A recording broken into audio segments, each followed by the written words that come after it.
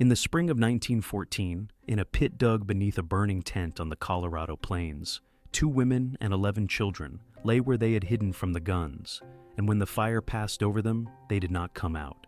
The men who owned that mine were the richest family in America, and they were not the first great family to have something in the ground. One dynasty had made its first fortune on smuggled opium and frontier furs, then bought so much respectability that the poison was forgotten inside a lifetime.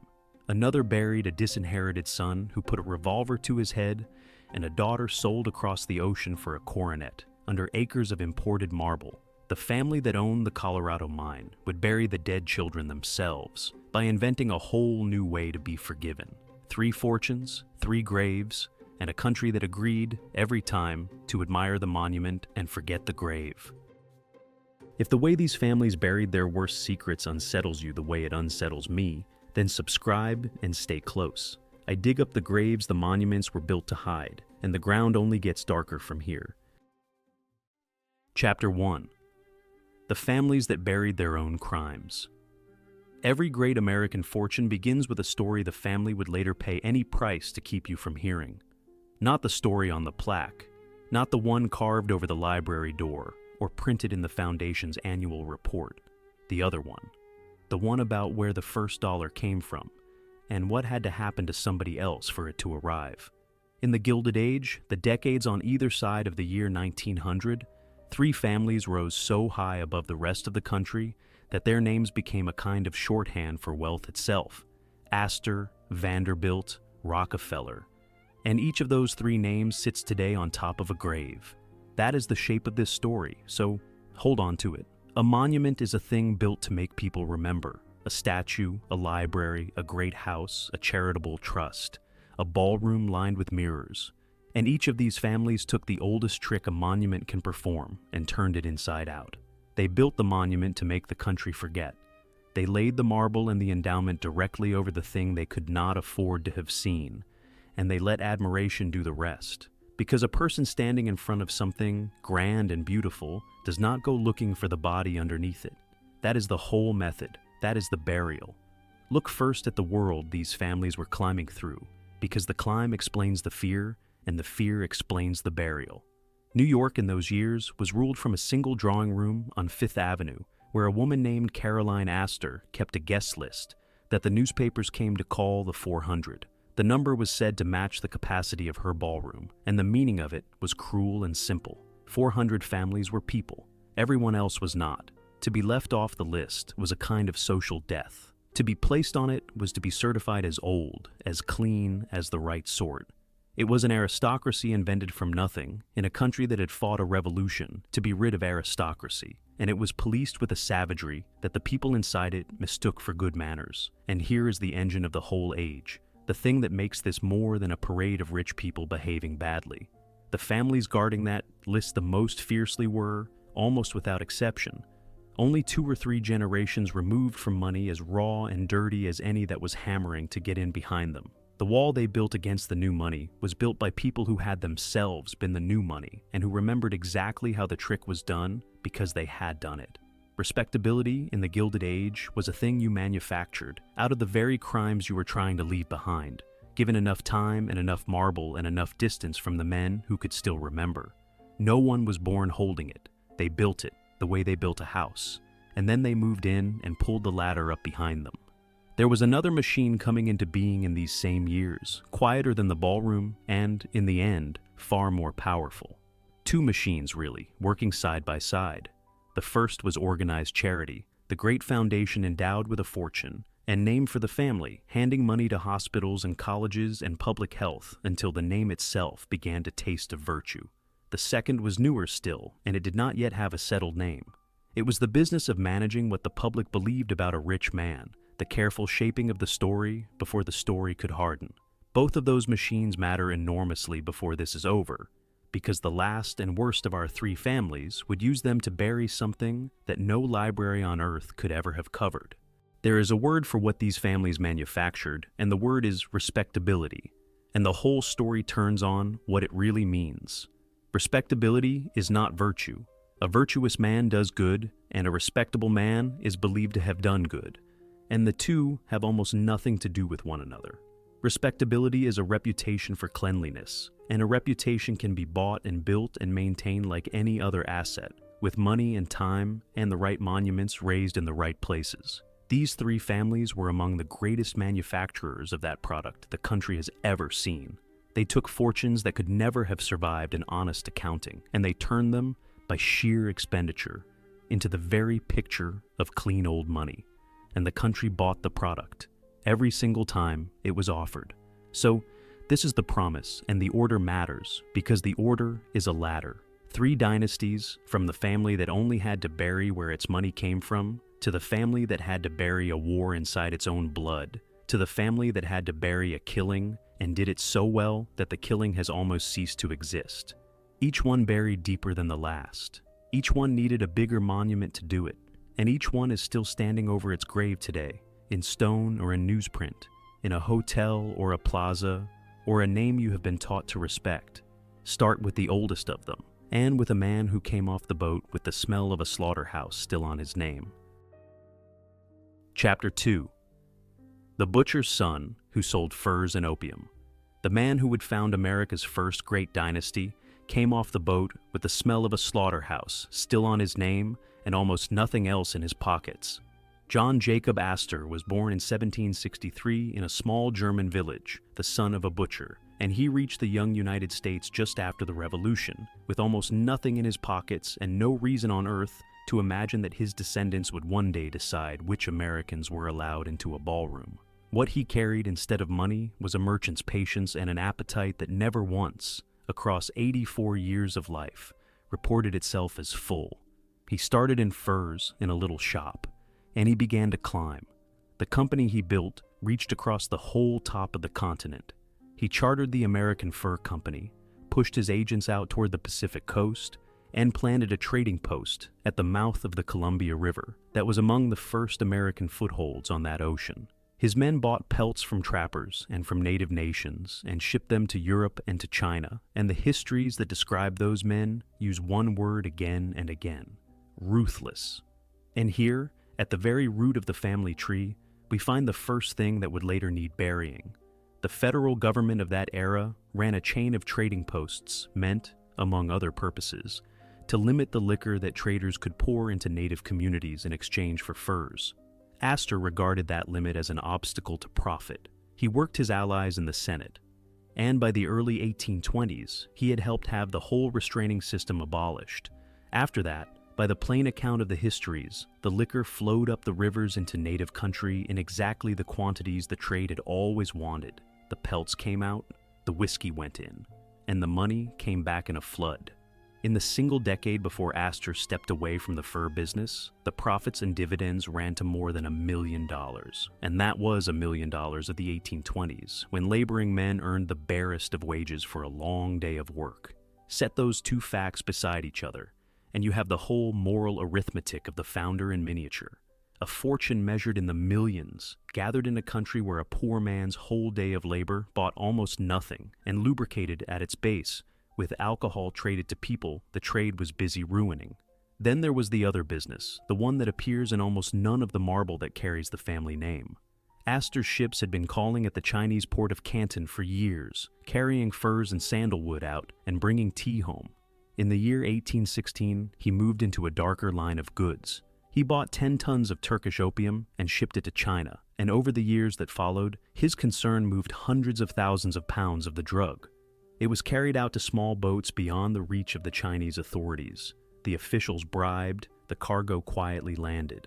For a stretch of years, he even sold opium openly at home, advertised plainly in the New York newspapers, as ordinary a listing as tea or cloth. The historians who are kind to him are careful to note that the opium was only a sideline, a small tributary feeding a fortune built mostly on fur and, soon, on land.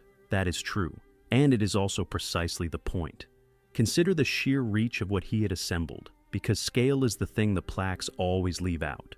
His trading post at the mouth of the Columbia River, the one his men named Astoria, was among the very first American settlements on the Pacific coast, an empire of pelts stretching from the Great Lakes to the Western Ocean before most Americans had so much as seen a map of that country. By the turn of the century, his fortune had already passed $250,000 at a time when $250,000 could have bought a small town outright. He was assembling the template that every dynasty in this film would follow after him.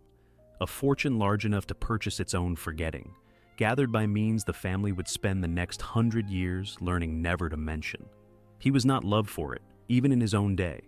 The saying passed down from him is that the first $100,000 had been the hardest to get, and that after that, the money came easily. A remark that tells you exactly how he saw the world, as a machine for compounding, with human beings as the raw material fed in at one end. The trappers were used up. The native nations were poured full of the whiskey he had fought in the Senate to unleash. The Chinese were sold the opium his ships carried east, and John Jacob Astor sat at the center of it, patient as a spider, feeling the tremble of every distant thread and drawing the profit home. The furs would run out. The opium would draw too much heat, but the method, the cold and patient method, would outlive him by 4 generations. Because the point of this whole film is not that these men were monsters who did nothing else. The point is what the country agreed to forget. America's first great fortune had opium in it from the beginning, real opium, tons of it, sold to a foreign people for profit and advertised in the home papers without shame. And that fact has been buried so completely that most Americans who walk past the grand hotels and the great library bearing this family's name have never heard so much as a whisper of it. Sit for a moment with how mild this first burial is, because the mildness is the measure by which everything later must be judged.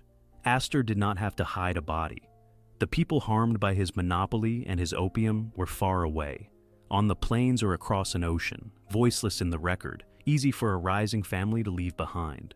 All he had to bury was the source, and he had already found the perfect instrument for that forgetting, a thing that could not sicken and could not run out and could never be traced back to a river full of whiskey. He had found the island of Manhattan. Chapter 3. The landlord who never sold a foot.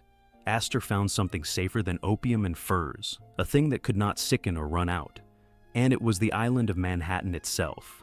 In the last decades of his life, he turned steadily away from ships and pelts and toward land, buying field after field on an island he was certain would grow north into every acre he held. His timing was the timing of a predator. When a great financial panic struck in the 1830s and desperate men dumped their property for whatever coin they could get, Astor was the man standing there with cash, buying. In one such panic, he swept up more than $200,000 of Manhattan real estate in a season. His rule was simple, and he said it without softening. Never sell. Buy the ground, lease it to others, let them build on it and pay him rent, and hold it, and hold it, and hold it. The biographers hung a phrase on him that captures the whole of it, that he meant to hold a thing and suck the blood out of it. A senator of the day complained that $1 in every 100 in the whole country seemed to end up in Astor's hands.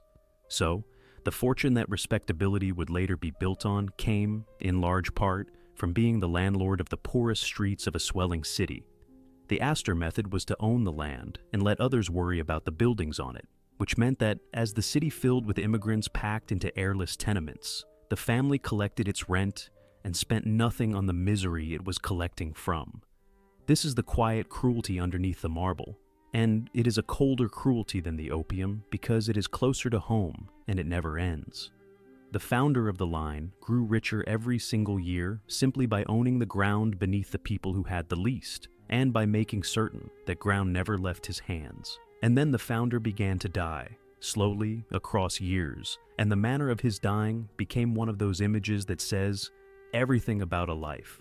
He was the richest man in America, worth something between $20 and $30 million at his death in 1848, a sum that measured against the whole economy of that small country would run today into the tens of billions. And in his last months, this titan could no longer digest food. His biographers describe a shrunken old man kept alive at the breast of a wet nurse, tossed in a blanket by his servants to stir what was left of his blood. The story that has come down through those biographers, and it is best treated as the lore it is rather than as hard fact, is that even in that state, he would rouse himself to ask whether the rent had been collected from a certain poor tenant. Told that the woman could not pay, He is said to have insisted that she must, until his own agent quietly paid the sum to calm the dying man. Whether or not it happened word for word, the age believed it. And the age was right to believe it, because it was true to the shape of him. Here is the collapse of a whole life into a single image. The richest man in the country, fed like an infant, reaching with a palsied hand for the rent ledger. And notice what he did with the very same will that recorded that ferocity. He left $400,000 to found a library, a gift of books and reading rooms that would one day flow into the great public library of New York. It was the first coat of respectable paint over the ledger, laid while the founder was still warm, and it worked exactly as intended. People remember the library. Almost no one remembers the rent, or the whiskey, or the 10 tons of opium. That is the burial's very first success, performed by the man who invented the family's fortune, and it teaches the lesson every generation after him would refine. A gift the public can admire will always outshout a crime the public has to go looking for. The numbers of his land empire deserve to be spoken slowly. He owned the ground beneath great stretches of a rising Manhattan, most of it bought for a song for men who could not see the city coming the way he could. He held old farmland that would become some of the most valuable blocks on the face of the earth, and he never, if he could help it, let go of a foot of it. His whole genius was the refusal to sell, the willingness to wait longer than any other man in the room, and to collect rent the entire time he waited.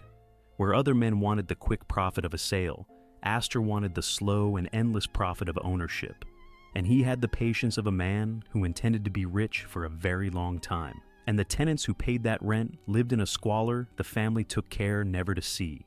The Astor way was to own the land and lease it out, so that when the immigrant tide filled the lower wards with packed and airless housing, the money flowed up to the family while the misery stayed down in the streets, someone else's burden by the terms of the contract. It was a cleaner kind of cruelty than the opium because it left no ship's manifest and no advertisement in the paper, only a column of figures in a rent book. And a rent book, unlike a hold full of opium, could be turned into a library without anyone in polite society ever asking a single awkward question about it. His son carried the method forward and became known, without much affection, as the landlord of New York. By one count, he owned more than 700 houses. He topped the tax rolls of the entire city, and at his death, he was worth something near $50 million. He poured yet more money into the library his father had begun. The family kept marrying upward, generation by generation, so that the Astor name climbed rung by rung from immigrant strangeness toward the summit of society. Bit by bit, marriage by marriage, gift by gift, the fur and the whiskey and the opium receded into a past that polite people simply no longer mentioned. The money was turning clean, and the woman who would finish that transformation, who would take the laundered Astor fortune and use it to sit in judgment on the cleanliness of everyone else in America, was about to make herself the most powerful hostess the country had ever seen. Or, Chapter 4, The Woman Who Guarded the Door. 2 generations after the opium, an Astor woman appointed herself the judge of who in America was respectable enough to enter a ballroom. Her name was Caroline, and she married into the family from the old Dutch Schermerhorns in 1853. And in time, she claimed for herself a title so absolute that it needed no first name at all. She was Mrs. Astor, not an Astor. The Astor. From her drawing room, she ruled New York society with the help of a fussy, brilliant social arbiter named Ward McAllister, who did the counting for her and coined the phrase that defined the era. There were, he announced, only about 400 people in fashionable society. And if you went beyond that number, you struck people who were not at ease in a ballroom and who made other people not at ease. The 400 was born.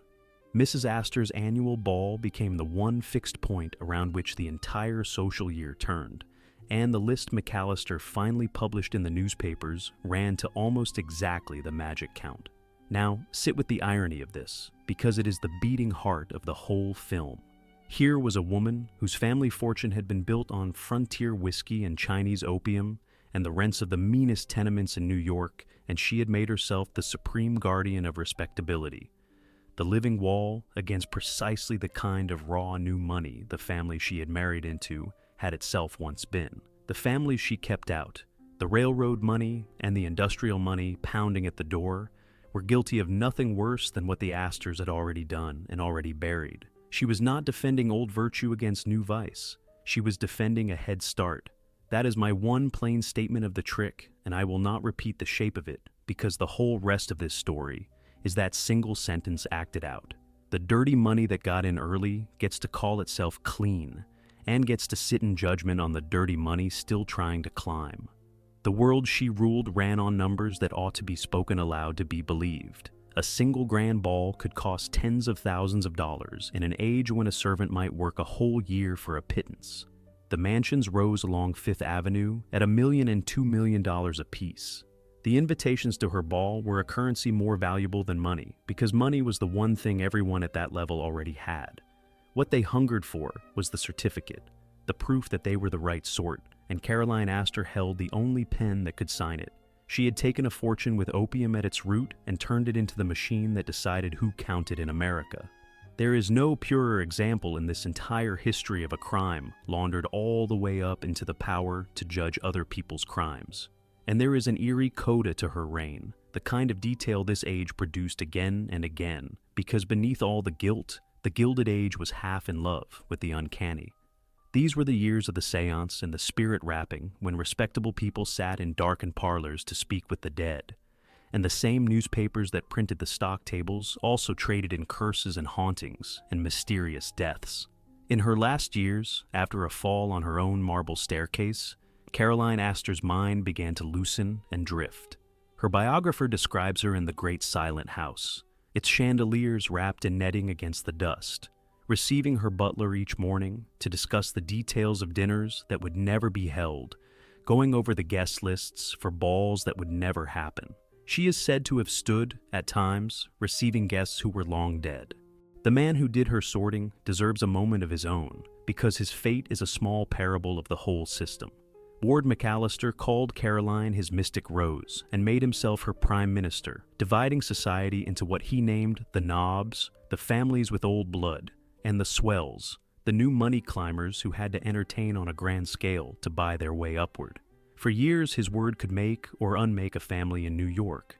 Then he grew too fond of his own fame, published a gossiping memoir of the very world he had ranked, and was cast out by the same people he had spent a lifetime flattering. He died all but alone, dining by himself in a hotel, a man who had spent his whole life deciding who mattered and who learned, too late, that he had never truly been one of them. Her ball itself was less a party than a rite. Guests were presented to her as to a queen beneath her own full-length portrait, and the invitation was the sacrament, proof stamped on heavy card that the bearer existed in the only sense this world was willing to count. To be dropped from the list was to be quietly erased from the map of who was real, and the woman holding the pen that granted or withheld that existence was, the entire time, the custodian of a fortune with whiskey and opium at the bottom of it, sitting in judgment on which of the merely rich were clean enough to be admitted to the company of the already laundered. Hold that picture, because it is the perfect emblem of the whole enterprise. The Queen of the 400 ended her days greeting 400 ghosts, presiding over a society that existed only inside her failing memory, a hostess guarding the entrance to a world that was already gone. She had spent a lifetime deciding who was worthy to be remembered and who could be safely forgotten, and at the end, her mind performed that same sorting on empty air. The grandest social power America had yet produced dwindled to an old woman in a shrouded house, bowing to the dead. And even that was not the strangest monument the Astors built to themselves. The strangest one was a hotel, and it was born out of pure spite. 1. Chapter 5. The Spite Hotel and the Bought Title. The grandest hotel in New York was built as an act of revenge inside one family over the right to a single name. Caroline had a nephew, William Waldorf-Astor, whose own wife believed that she, and not her aunt, was the true Mrs. Astor. The quarrel over that one title curdled into open war, and the nephew, unable to win it, chose a spectacular way to lose it. He tore down his mansion, which stood right beside Caroline's house, and in its place he raised a great hotel of 13 stories, deliberately built to loom over her home and spoil her light and her peace. Caroline's answer to the tower next door was pure ice. There was, she remarked, a glorified tavern next door now. And then her own son answered the insult in kind, pulling down her house in turn to build a second grand hotel beside the first. The two towers, born of a family feud over a name, were eventually joined into a single enormous establishment. That is how one of the most famous hotels in the world came into being, not as a dream of hospitality, as a monument to spite between an aunt and a nephew. By now, the Astor money was so thoroughly laundered that its heirs enjoyed the luxury of spending their energy on feuds and grievances rather than on hiding anything at all. The founder's great-grandson and namesake, John Jacob Astor IV, was among the richest men in the country, a builder and an inventor and a novelist, worth something on the order of $87 million. He is remembered now not for the fur or the whiskey or the opium 4 generations behind him, but for the way he died. He went down with the Titanic in 1912, having seen his young pregnant wife safely into a lifeboat, and by one account, he waved off the danger to the last, telling those around him that they were safer where they stood than in that little boat. He was 47 years old, all that money, and it could not buy him a seat away from the ice. The dynasty's most public death was a study in helplessness, a rich man drowning in evening clothes while the fortune sat useless in the bank. And the nephew who built the Spite Hotel finished the family's long journey away from its origins in the cleanest way imaginable. He gave up on America entirely. He announced that the country was not a fit place for a gentleman to live, moved himself to England, took British nationality, bought great old English houses and English newspapers, and had himself made first a baron and then a viscount. Stop and measure that against where the line began. It began with a German butcher's son selling opium to China and whiskey to native nations on the Missouri River. 4 generations later, the fortune had been converted into an English title, a coat of arms, a seat among the very aristocracy that America had once fought a revolution to be free of. That is the purest laundering in this whole story, and it is worth naming plainly. The opium did not merely fade from the name. The name itself packed its bags, left the scene of the crime, crossed an ocean, and had itself reissued as nobility on another continent, where no one had ever heard of a river full of whiskey and no one cared. The grave stayed in America. The monument sailed to England and put on a coronet. The 2 feuding towers were eventually joined by a marble corridor so long and so glittering that the public christened it Peacock Alley, a place to see and to be seen, and the whole establishment became a byword for luxury and taste across the world. Sit with that transformation for a moment. A monument to a family's pettiest quarrel, a building thrown up out of spite to block an old woman's light, came to be remembered by the public as the very height of gilded elegance. The origin was forgotten inside a generation, exactly as the opium had been forgotten, exactly as everything inconvenient about this family was always, in the end, forgotten. The building outlived the grudge, and the grudge dissolved into glamour. As for the nephew who built it, his English life was a study in a fortune completing its escape. He bought Cliveden, and he bought Hever Castle, a moated house older than the republic he had turned his back on, and he bought great London newspapers, and he spent and maneuvered until a coronet was set upon his head.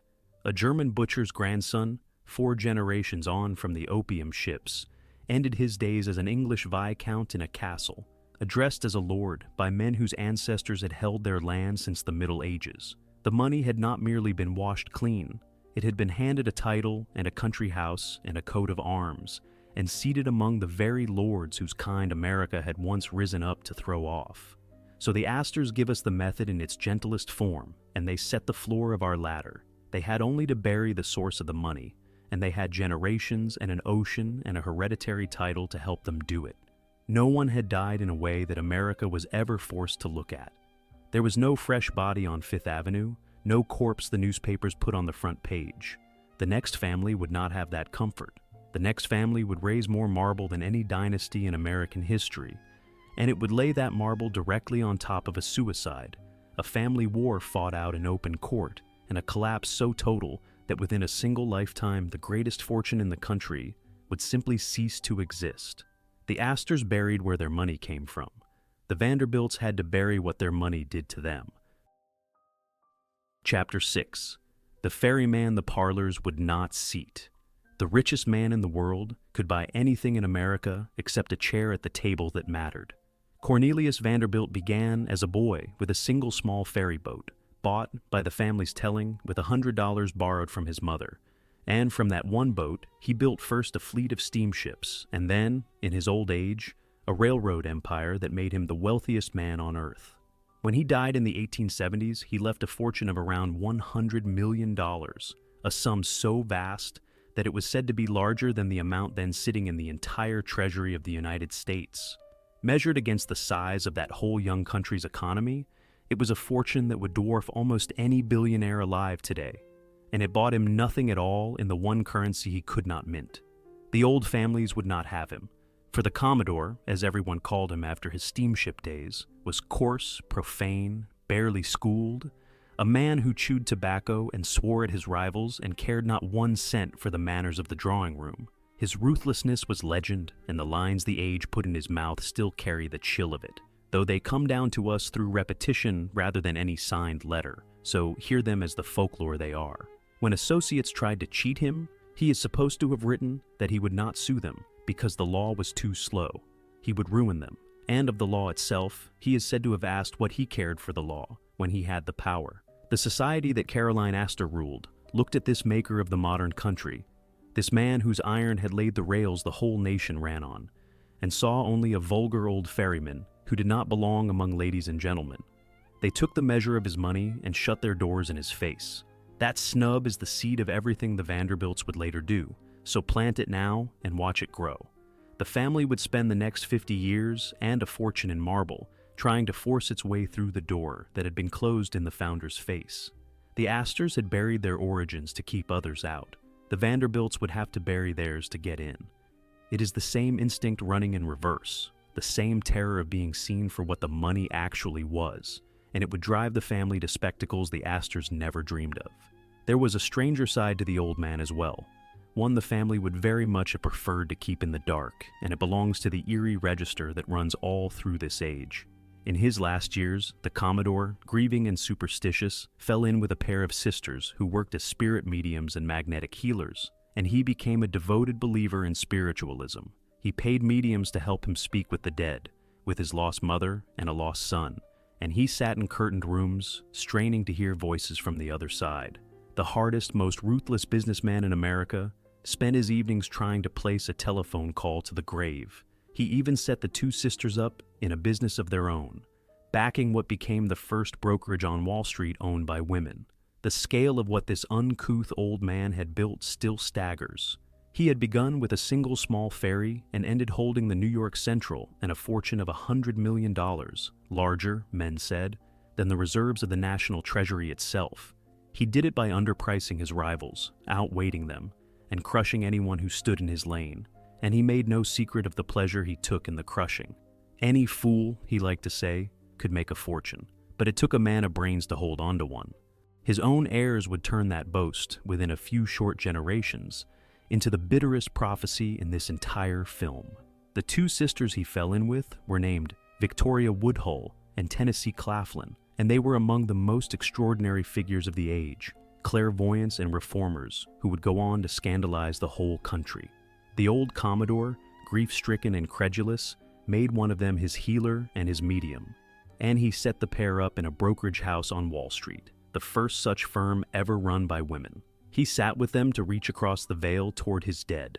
Picture the hardest man in American business, the terror of every boardroom in the land, holding hands in a darkened parlor, and begging the silence for the voice of his mother. The grounded explanation is plain enough. He was an old man drowning in grief, and the age was thick with mediums ready to sell comfort to the bereaved for a fee, dressing ordinary loneliness in the language of the beyond. Whether anything ever answered him in those dark rooms, the record leaves open, as this channel always will. But here is the part that matters for our story. When the old man died, the séances he had paid for in secret did not stay secret. They came roaring back to haunt his family in the most damaging place imaginable, in a courtroom, on the front pages, in a war over the will that split the dynasty open for the whole country to watch. Maish chapter 7. The son he cut out of the will. When the old man died, he left 95 parts in 100 to one son, and to another he left almost nothing but a reason to despair. The Commodore had decided that his empire must pass whole and undivided into a single pair of hands, and he chose his son William, the one boy he judged hard enough to hold it, a son he had once dismissed with a contemptuous nickname and then, grudgingly, come to trust. So, he left William roughly $95 million of a $100 million estate. To his many daughters he left comparatively modest sums, a few $100,000 apiece in trust, and to his other son, Cornelius Jeremiah, an epileptic and a lifelong gambler who had been a bottomless disappointment to his iron father, he left only the income on a small trust, the principal itself locked away where the son could never reach it, never sell it, never lose it across a card table. That decision cracked the family open in public, and the crack is worth understanding because it shows what the concentration of a fortune does to the people it passes over. Cornelius Jeremiah, together with one of his sisters, went to court to break the will, and the trial that followed became one of the great spectacles of the age. To argue that the old man had not been of sound mind when he signed, the disinherited son's lawyers dragged the séances into the daylight. They put the mediums on the record, they aired the spirit voices, the darkened rooms, the old man's belief that he could speak with his dead mother, the family's most private shames, its grief and its superstition and its bitter divisions, were spread across the front pages of the nation's newspapers for months. In the end, William bought his way back to quiet. He settled extra money on his aggrieved brother and sisters on the order of several $100,000 more to make the case go away, and he kept the empire whole.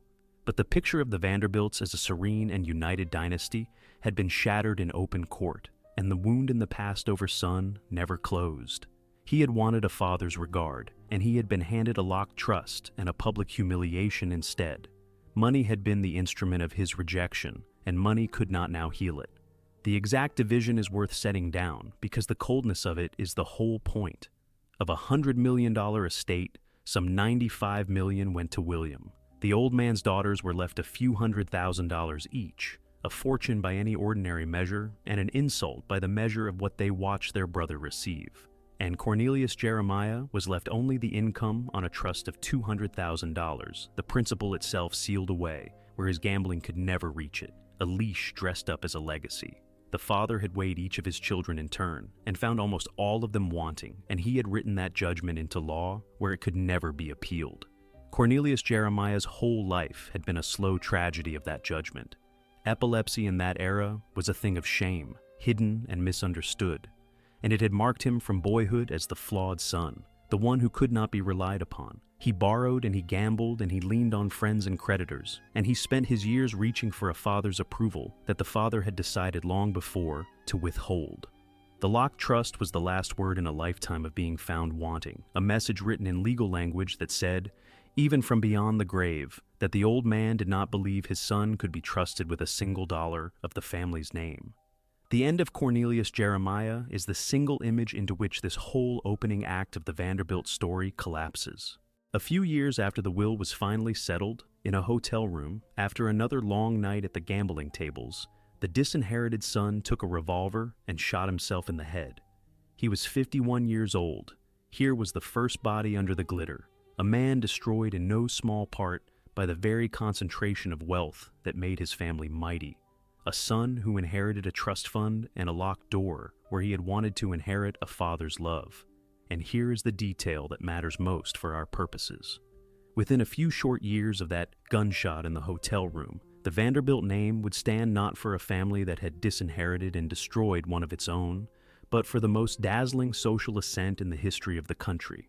The suicide was folded quietly away. The 2-year trial, with all its séances and its accusations of madness, faded from the front pages and then from memory. The public that had devoured every lurid detail of the will war would, within a decade, know the Vanderbilts only as the builders of palaces and the givers of the grandest parties in the land. That is how quickly a fresh grave can be covered over, when the family doing the covering has $200 million and a genius for spectacle. And watch closely what the family did with that death, because it is the whole lesson of this film performed in a single generation. It did not slow the building. It did not turn the surviving Vanderbilts inward toward grief or reflection or reform. If anything, it drove them the other way. They answered the shame of the will war and the squalor of the suicide the way this story keeps teaching families to answer such things, by spending harder, building higher, and throwing the single most spectacular party the country had ever seen. They would bury the suicide and the courtroom scandal under something so beautiful that no one watching would ever think to look beneath it. And the something they chose was marble, whole hillsides of it, quarried and shipped and carved, and a ball so lavish it finally broke down Caroline Astor's door. Yasin's Chapter 8, The Ball That Conquered Old New York. To force the Queen of New York society to acknowledge her, a Vanderbilt wife simply refused to invite her daughter to the party of the decade. The wife was Alva Vanderbilt, married to a grandson of the Commodore, and she had decided that the family would wait outside Caroline Astor's door no longer. First, though, the money had to be made to shout. William Henry Vanderbilt, the favored son who had inherited the empire, had not been idle with it. In under 9 years, he had roughly doubled the fortune to some $200 million, controlling the great trunk railroads of the East. And he had handed the age one of its defining sentences. When a reporter pressed him on whether he ran his railroads for the good of the public, he is said to have snapped that the public be damned, that the public cared nothing for the railroads except to squeeze the most it could out of them, for as little as possible. The historians warn that the reporter may have sharpened the exchange in the retelling, so quote the sentence and keep the doubt. Either way, it stuck to the family like tar, the very voice of Gilded Age arrogance. With a fortune like that at her back, Alva built. She raised a French chateau on Fifth Avenue that cost some $3 million, and later, a marble palace at Newport, given to her as a birthday gift, that cost $11 million, $7 million of it in marble alone, 500,000 cubic feet of the stone, shipped across an ocean to make one woman a temple. Other Vanderbilts built alongside her. A vast Newport pile called the Breakers rose with 70 rooms. Far to the south, one branch of the family raised the largest private house in America, 250 rooms, standing on 125,000 acres of land. This was the marble the family laid over its wound, over the ferryman's snub, and the disinherited son's revolver. Stone by stone, they were building themselves a past they had never actually had. An instant aristocracy poured out of a quarry. Look hard at what all that stone actually was. The marble palace at Newport was modeled on a royal retreat at Versailles, a temple of white stone raised for one woman on the American shore. The Breakers was a merchant prince's palace of 70 rooms standing above the sea. And far to the south, one branch of the family raised a house of 250 rooms on 125,000 acres, so vast that keeping it standing helped drain even a Vanderbilt fortune. These were not houses in any ordinary sense. They were arguments made in stone that a family 3 generations off a ferry boat belonged among the ancient aristocracies of Europe. Every column was a sentence in that argument, and the argument was aimed squarely at the people who had once shut their doors in the founder's face. And then, in the spring of 1883, Alva threw the ball. It was a costume ball for something close to 1,200 guests, and it cost $250,000. Tens of thousands went on champagne alone, more thousands on flowers, in an age when that single evening's spending could have housed hundreds of families for a year. But the money was never the weapon. The invitation was. Caroline Astor's own daughter longed to attend, and Alva let it be quietly known that the girl could not possibly be invited, because Mrs. Astor had never formally called upon the Vanderbilts, had never once left her card at their door to acknowledge them as social equals worth the visit. The ball itself has to be seen to be believed. Guests came in costumes of a richness the city had never witnessed, dripping with real jewels, in gowns that had been months in the making. The rehearsals ran on for weeks, the dances drilled and refined like the staging of an opera. The whole of fashionable New York schemed and begged and maneuvered for months to be included, and the newspapers covered the preparations the way they would cover a coronation. Alva had built a stage, and she had made the entire city desperate for a part in the play she was about to direct. Every extravagant detail of it served one cold, strategic purpose. Alva understood that the Vanderbilts, for all their $200 million, were still, in the eyes of the Astor set, only the grandchildren of a vulgar ferryman. Money by itself had never opened the last door, but desire could. By making her ball the one event no one who mattered could bear to miss, she turned the longing of society itself into the lever that would force that door open. The genius of it was that she never had to ask Caroline Astor for a thing. She simply made Caroline Astor's own daughter want something so badly that the mother would have to come to the Vanderbilt house and ask. Feel the trap close? The old rules of the 400, the calling cards and the visits and the careful ranking of families were turned into a snare and set against the woman who had made them. To get her daughter into the ball of the season, the Queen of New York society was forced at last to travel to the Vanderbilt mansion and leave her calling card at the door. It was surrender dressed up as courtesy. The railroad money had breached the wall, and that wall had been Caroline Astor's whole reason for existing. From that night, the Vanderbilts were inside, certified, respectable. Their ferryman origins and their courtroom scandal and their dead gambling son, all buried under acres of marble and under the greatest single party the city had ever seen. The monument had done its silent work, and it had done it in one evening. Chapter 9. A daughter carried across the sea. On her wedding morning, the bride sat alone and weeping. A footman posted at her door so she could not run. Her name was Consuelo Vanderbilt, Alva's own daughter, and she was 18 years old, and she was in love with another man. Her mother had different plans for her. The family had bought its way into American society with marble and a ball, and now it would purchase the one thing marble could not provide, an ancient European title. Consuelo was to be married to the Duke of Marlborough, an English aristocrat with a crumbling estate and an urgent hunger for cash, and the terms were laid out like a contract for freight, because that is what they were. $2.5 million in railroad stock passed with the marriage, along with a guaranteed income settled on the Duke. The girl was the price paid for a coronet, the fortune given a human shape and shipped across the Atlantic.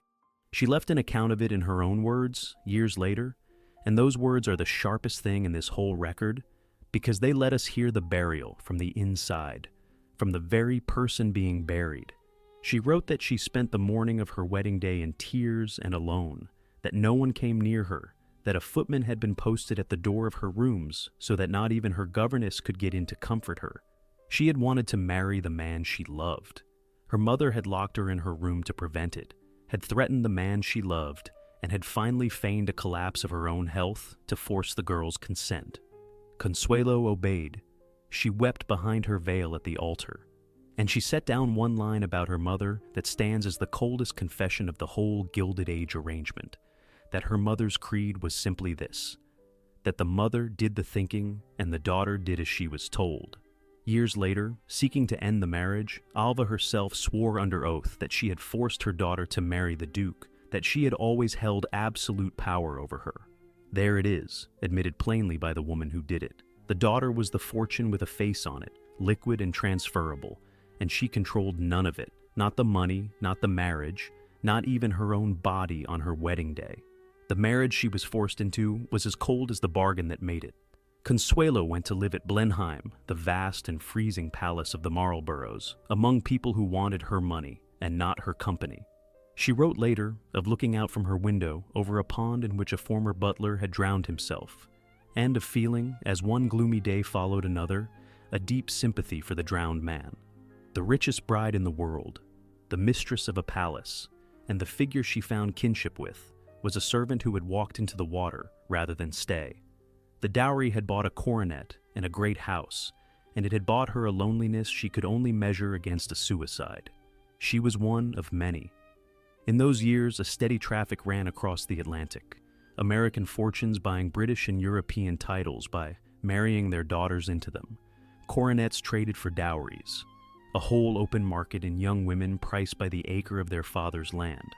Consuelo was simply the most famous cargo in that trade, the one whose price, $2.5 million in railroad stock and a guaranteed income for life settled on the Duke, was printed in the newspapers for everyone to read.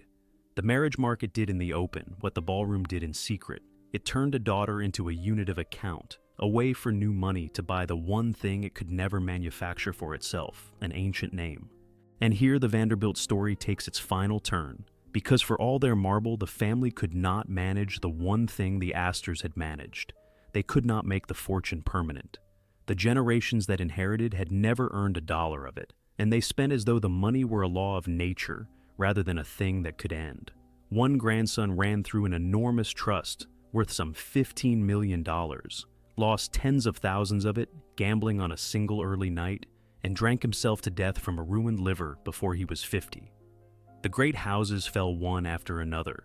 By the late 1940s, every last Vanderbilt mansion in New York City had been pulled down, the marble carted off to the dump. The railroad that had built the whole empire went bankrupt. The Newport Palace survives today only because the family finally surrendered it, leasing it to a preservation society for a single dollar a year, and then selling it outright for a few $100,000.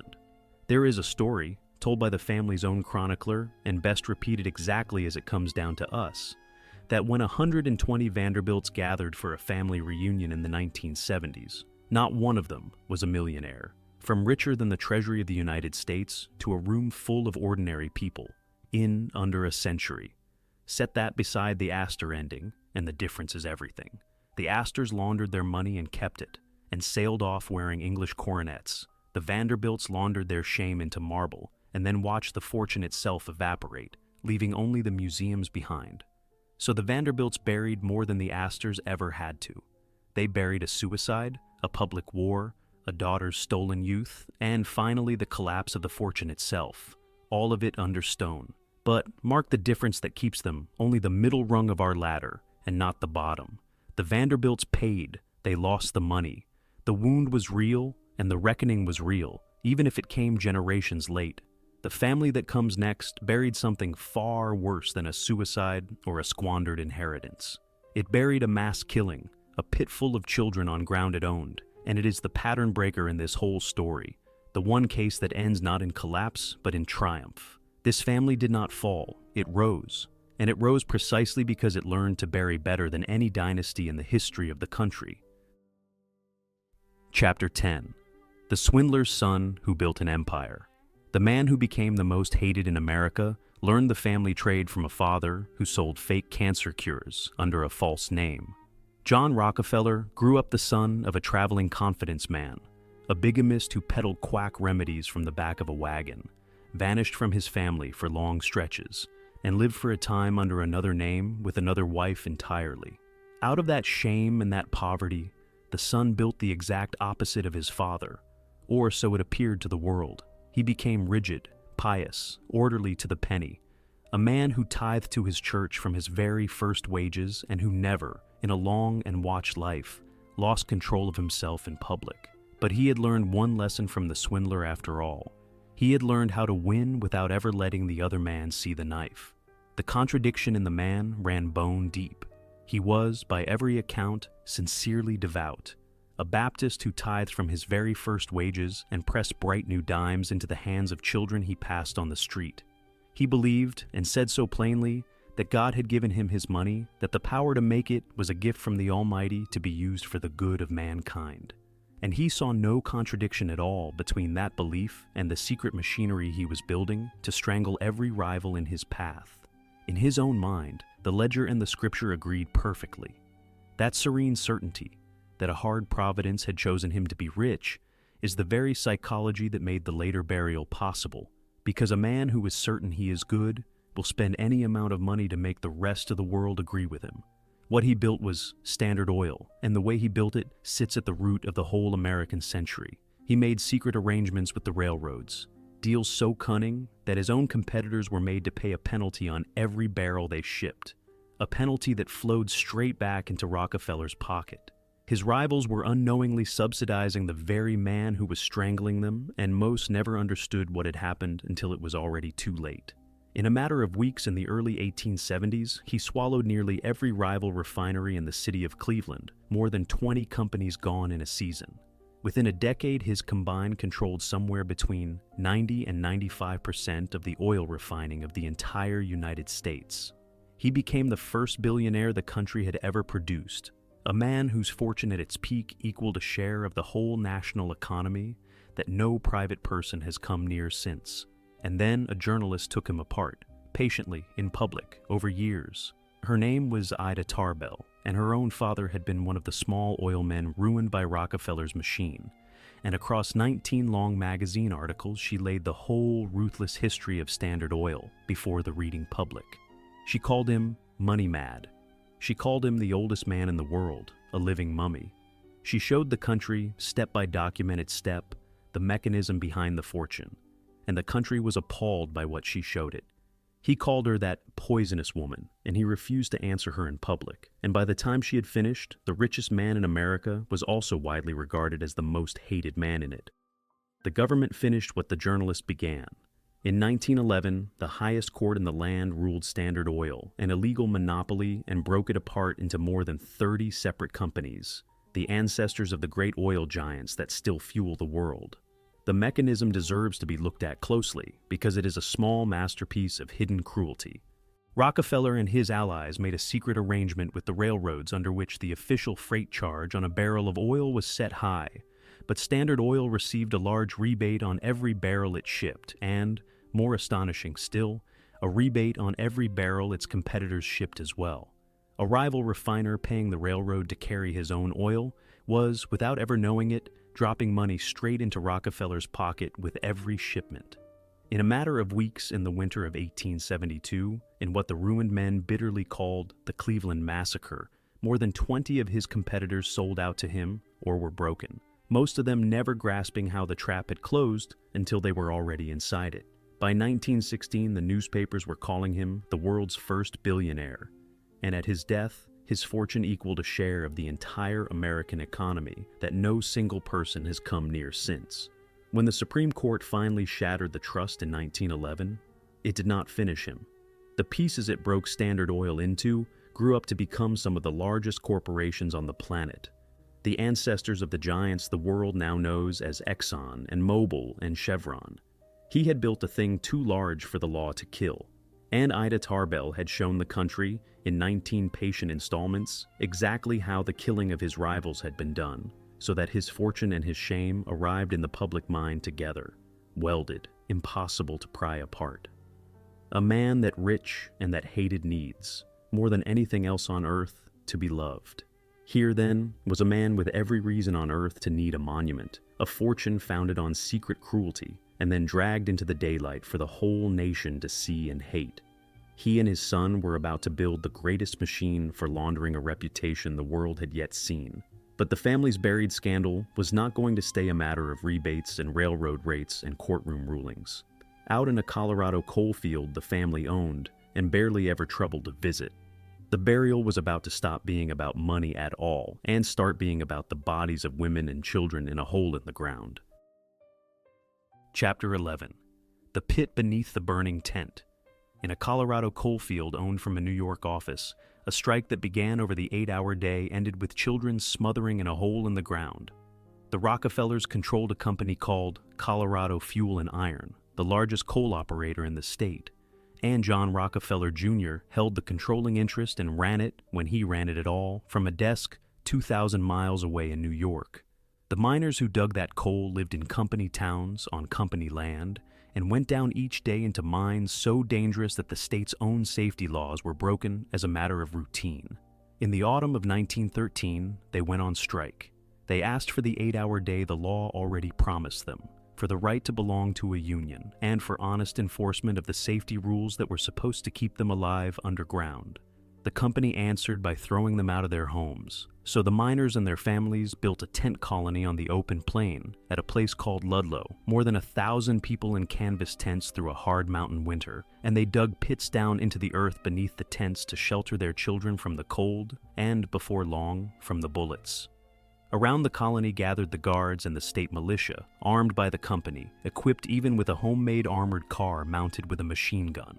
The two sides watched each other across the frozen ground for months, and on the 20th of April, 1914, the day after the Orthodox Easter, it broke. Militiamen and company guards opened fire on the tent colony with machine guns, raking the canvas town where the families lived. Then the tents caught fire, or were set alight, and the whole colony began to burn. Some of the people escaped across the open plain under the gunfire. Others did not. When the shooting stopped and the ashes were cold enough to search, the searchers found the worst thing in this entire film. Beneath the scorched floor of one tent, in a pit that had been dug for shelter, lay the bodies of 2 women and 11 children. They had hidden in that hole from the guns above them, and when the tent burned over their heads, they had been trapped there, and they had smothered in the dark. The place has a name that the country has been allowed to forget. They called it the Death Pit. The strike leader, a Greek immigrant named Louis Tikas, who had spent the day trying to arrange a truce and save lives, was captured by the militia and shot in the back. In all, roughly 20 people died at Ludlow that single day, and the killing did not end there. Ludlow set off 10 more days of open warfare across the Colorado coal fields, miners attacking mine after mine along a front of more than 200 miles, dozens more dead on both sides, before federal troops finally marched in and imposed a peace. Afterward, more than 20 militiamen were court-martialed for the massacre at Ludlow. Every single one of them was acquitted. Not one man was ever punished for the pit. The war had been building all winter, and it had its heroes and its machines. An organizer in her 70s named Mother Jones came to the coal fields to rouse the miners, and the authorities feared her so much that they arrested her and held her for weeks in a damp cellar to keep her voice out of the camps. The company, for its part, had bolted together an improvised armored car mounted with a machine gun that the miners came to call the Death Special, a machine built for exactly the kind of day that was coming. Both sides knew something terrible was on its way. The families in the tents had dug their shelter pits precisely because they expected, sooner or later, to be shot at inside their own homes. And when the reckoning finally came, the machinery of justice ground away and produced nothing at all. A commission of the United States Congress, led by a sharp lawyer named Frank Walsh, would later drag the whole affair into the daylight and follow the chain of command all the way back to a New York office. And still no punishment ever reached the men who owned the mine. Across the entire strike, from the autumn of 1913 to its bitter end, the dead were counted somewhere between 70 and nearly 200, depending on who did the counting. And of the militiamen tried for the killings at Ludlow, every last one of them walked free. The grave was dug and filled and left without a single living name held to answer for it. Sit with the arithmetic of that grave, because it is the number the whole rest of this story exists to bury. 2 women, 11 children, 10 days of open warfare, dozens of dead across the coal fields, 0 convictions. This was no faraway harm done to voiceless trappers on a distant river, the way the Astor whiskey had been. This was no private suicide in a hotel room that a family could settle with a check, the way the Vanderbilt will had been. This was a mass killing of women and children in the United States, on ground the richest family in the country owned, and it was carried in newspapers from one coast to the other. There was no ocean to hide it behind. There was no marble heavy enough to cover it. By every rule this story has taught so far, this should have been the scandal that no fortune could survive. The one grave too large and too fresh and too monstrous to build a monument on top of. And that is exactly why what the Rockefellers did next is the most chilling thing in this whole film. They did not fail to bury it. They buried it so completely that you had most likely never heard the word Ludlow before tonight. L'amour chapter 12. A new way to be forgiven. Instead of hiding from the massacre, the richest family in America hired a man to change what the country believed had happened. His name was Ivy Lee, and he is remembered today as one of the fathers of the modern profession we call public relations, the careful business of managing what the public thinks. John Rockefeller Jr. brought him in, and Lee went to work not on the minds, but on the minds of the people who shaped opinion in America. He produced a series of printed bulletins, 19 of them in the end, and he did something with them that had rarely been done so deliberately before. He did not send them to the reporters, who might check the facts against the coroner. He sent them to the ministers and the college presidents and the lawyers and the chambers of commerce, the respected men whose word ordinary Americans trusted, thousands upon thousands of them, and he filled those bulletins with the company's own version of what had happened at Ludlow. And the company's version was a lie, told coolly and on purpose. The bulletin suggested that the women and children in the pit had not died at the hands of the militia at all, but from an overturned stove, a household accident, as though the machine guns and the fire had been some hysterical rumor spread by troublemakers. They blamed the whole tragedy on outside agitators paid for by the Union. One bulletin so badly misstated the wages that the Union men were supposedly paid that a journalist caught the falsehood and forced Lee to admit it. though corrected copies trailed far behind the false ones, already sitting in the mail. The muckraker Upton Sinclair gave this man the name that clung to him for the rest of his life. He called him Poison Ivy. The reach of that quiet campaign was enormous. Lee's bulletins went out in the thousands, and then the tens of thousands. First some 11,000 copies, then a mailing list swollen to 19,000 names, then a bound booklet of the whole set, posted to around 40,000 of the country's ministers and teachers and men of standing. It was a flood of respectable paper, every page of it carrying the company's story in a calm and reasonable voice. When a magazine writer named John Fitch caught one bulletin lying outright about the wages the Union men were paid, and forced Lee to admit the error, the correction crept out slowly, long after the false copies had already done their work in tens of thousands of trusted hands. The heir behind the campaign had left a trail of his own words that maps the burial from one end to the other. Early in the strike, to his managers, he had promised that whatever the outcome, the family would stand by them to the very end. Before Congress, defending the refusal to recognize the Union that might have prevented the whole disaster, he had called the open shop a great principle worth any price. He had backed the company with his money and his name at every step of the road. And only after the bodies were found and the outrage would not settle did the tone begin, under careful guidance, to soften itself towards sorrow. And at the very center of it all sat John Rockefeller Jr. himself, the heir, called before a commission of the United States Congress to answer for the dead.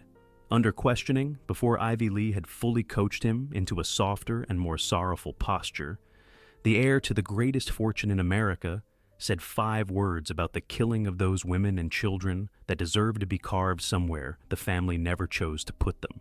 There was no Ludlow Massacre. Sit for a moment with the stove.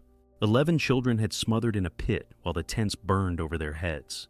And the story the family paid to spread was that a stove had been knocked over, that the mothers themselves had somehow caused the very fire that killed their own children. It took the single most damning fact of the whole massacre, the burning, and turned it into a household accident. A moment of carelessness in the tents, nothing to do with the machine guns at all. It was a lie aimed precisely at the heart of the horror, built to dissolve the one image no one who read of it could forget. And it went out over the signature of respectability itself, to the ministers and the professors, the men whose word the country trusted more than any newspaper. This was the true birth of the thing we now call public relations, and it was born telling a lie about dead children. There was no Ludlow Massacre. He said it plainly, of an event in which 11 children had smothered in a pit on his own company's ground, an event the entire country had read about in its morning papers. It was a lie so total that it works almost as a confession, a statement of the plan out loud. The plan was never to answer the massacre or atone for it. The plan was to unhappen it, to reach into the memory of the nation and quietly file the killing away in a drawer where admiration would sit on the lid and keep it shut. But the family understood that bulletins mailed to clergymen would not be enough on their own. To make the country forget a pit full of children, the family needed to be seen, publicly and permanently, to be good. It needed a monument. The way the Astors had needed a library and the Vanderbilts had needed a ball. And so, on the advice of Poison Ivy Lee, the man who had just told the Congress there was no massacre prepared to travel out to Colorado in person, and to be photographed there doing the very last thing anyone expected of him. Chapter 13. A Dance a Year After the Fire. About a year after the children died in the pit, the man who owned the mine went to Colorado and danced with the miners' wives while a photographer watched. It was a masterpiece of the new art, and every step of it was arranged. John Rockefeller Jr. toured the camps in person. He went down into the mines himself, in working clothes, for the cameras. He ate with the workers and listened to their grievances with a grave and sympathetic face. And at a social gathering, with the newspapermen present, he danced with the wives of the very men whose colony had been burned to the ground. He offered the miners a plan of his own devising, a council that gave them the appearance of a voice while the company kept every ounce of the real power. And he told them, in a phrase built to be printed, that they were all partners together, that capital could not get along without the working man. A year after the pit, the owner had become the friend of the miner. That was the monument, and it was built of newsprint and photographs instead of marble, and it proved far more effective than any marble had ever been. Around that stage penitence, the family assembled the rest of the great machine of forgiveness. And here the story demands honesty, because the machine was not made only of lies, and a channel that told you it was would be lying too. The Rockefeller money built real and lasting things. It founded a great university. It endowed a foundation that fought disease across the whole world, that helped drive a killing sickness out of the American South, and paid to build the first true schools of public health anywhere. The old man handed shiny dimes to children and strangers until the gesture passed into folklore, and visitors still leave dimes on his grave today. A great deal of that giving did genuine and measurable good, and it would be a lie of the opposite kind to pretend it did not. But look at the effect of it, whatever the intention behind each separate gift. Within a single generation, the word Rockefeller stopped calling up secret rebates and a burned tent colony and started calling up hospitals, universities, medicine, charity, the very picture of the responsible rich. The dimes and the foundation performed on the massacre the same office the library had performed on the opium and the marble had performed on the suicide. They covered the grave with something the public would far rather look at. The difference, the terrible difference, is only one of scale and of skill. The Rockefellers had a bigger grave to cover than anyone before them, and they covered it better than anyone before them, because by their time, the art of the burial had matured into a profession with a payroll. The stage tour was not the work of Ivy Lee alone. The family had also brought in a labor expert named William Lyon Mackenzie King, a man who would one day be the Prime Minister of Canada, and it was King who designed the plan the heir carried out to the miners. It was called a system of industrial representation, and it gave the workers a council and a grievance procedure and the comfortable feeling of a voice, while leaving every real decision and all the actual power exactly where it had always sat, with the company. King judged with quiet satisfaction that the whole performance had been the turning point in the young man's life, the very thing that restored the reputation of the family name. He was right. The company union was a monument too, built out of committee meetings instead of marble, and it worked as well as any of them. Here honesty forces a complication into the story, one this channel will not smooth over. The Great Rockefeller Foundation was chartered in 1913, a full year before the fire at Ludlow, so it cannot honestly be said to have been invented to bury the massacre. It was already standing when the massacre came, but once the killing was done, the foundation and the dimes and the university the family had built became the instruments of forgetting anyway, whatever their first purpose had been, and much of what they did was real.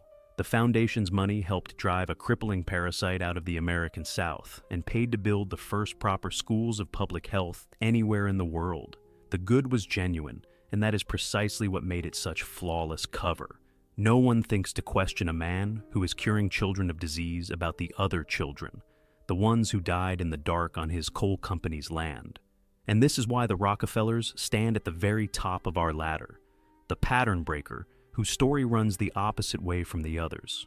The Astors faded quietly into English titles and left the country. The Vanderbilts collapsed, their marble sold off, their grand reunion a room full of ordinary people.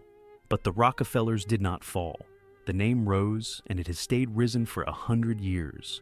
It sits today on a great plaza in the heart of New York, on a famous family estate, on a foundation still praised around the world, on a family that gave the country a vice president. And out in Colorado, on the open plain where the tents once stood, there is a single small stone, put up by the miners' own union, marking the spot where the women and children died. Set those two monuments side by side, and you have the whole thesis of this film in one image, the plaza in the center of the richest city on earth, visited by millions, and the lonely marker over the pit, visited by almost no one. That imbalance between what is remembered and what is forgotten was not an accident of history. It was designed. It was paid for. It was, in the coldest and most literal sense of the words, a public relations success. Chapter 14. What the country chose to forget. Stand today before any of these monuments and you will feel admiration, which is exactly what they were built to make you feel. Stand in the reading room of the great library, and you will not smell the opium on the ships or hear the whiskey barrels rolling up the river. Walk the marble halls at Newport, kept now as museums with a gift shop by the door, and you will not hear the revolver go off in the hotel room. Read the Foundation's annual report, with its cures and its scholarships and its good gray photographs, and you will not see the pit beneath the burning tent. This is the burial working, right now, tonight, on you, exactly as it was designed to work. The monuments are not failures of the nation's memory. They are triumphs of it, engineered triumphs, and every one of us who feels the admiration and never asks about the grave is a small moving part in the machine that keeps it running. Because here is the hardest truth this whole story has to offer, and it is not really about them at all. It is about how badly the rest of us want to be comforted. You remember the library and you forget the whiskey on the river. You remember the ballroom for 400 and you forget the tenement rent that paid for it. You remember the marble palace by the sea and you forget the boy with the revolver in the hotel room. You remember the foundation and the shiny dimes, and you forget the 2 women and the 11 children in the dark under the tent. The families laid the monuments, but it has been the rest of us, generation after generation, who agreed to keep our eyes on the marble and away from the ground beneath it. The burial was never a thing they did to the country once and finished. It is a thing the country does with them every single day, every time one of these grand names is spoken, and only the grandeur comes to mind. The proof that it works is that you can test it on yourself, right now.